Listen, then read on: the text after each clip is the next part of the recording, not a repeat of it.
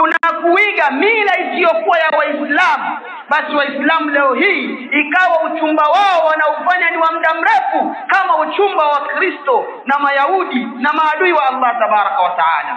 Wao kuishi miaka 10, miaka 20, miaka 30 bila kuoana ni jambo la kawaida. Wapo tu wanazaa, lakini heti wasikia wanakuja kufunga ile ndoa hali ya kuwa wana watoto bali wana wajukuu.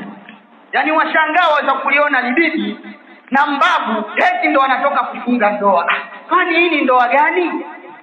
Haya ndo tumeyachukua Waislamu. Leo watu wanaishi vijumba, hakuna kingine ni kuwa watu wataka ile ndoa ionekane ni kubwa. Mimi mwanangu, binti yangu nimemlea, nimemsomesha, imekuwa na kadha na kadha, leo onekana anaolewa tu kwa ndoa ya usiku, kwa ndoa ya chai. Hapana bana, subiri kwanza ya mambo. Yes, mwaishi huko, endelea kuishi tu. Tutafanya miaka 2 ijayo, ngoja tujipange. Wajua sisi tuna ukoo mkubwa, tutaonekana huku ni kudhalilishana, tutaonekana tumedhalilishana. Tukifanya ndoa hii twajenga muonekano gani? Kwa kuwa tuna ndugu wengi, ngoja tupe muda.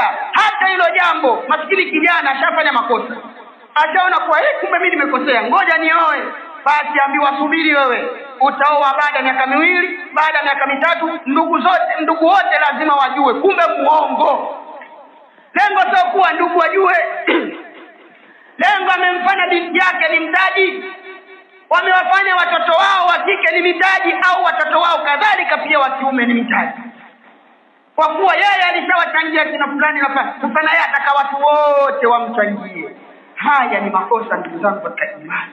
Hii sio mila yetu, hii sio mifumo yetu, hii ni mifumo ya maadui wa Allah tabaraka wa taala. Na Uislamu ndio wana uchumba wa muda mrefu, na ndani yake ukiangalia yanapatikana madhambi na madhara makubwa.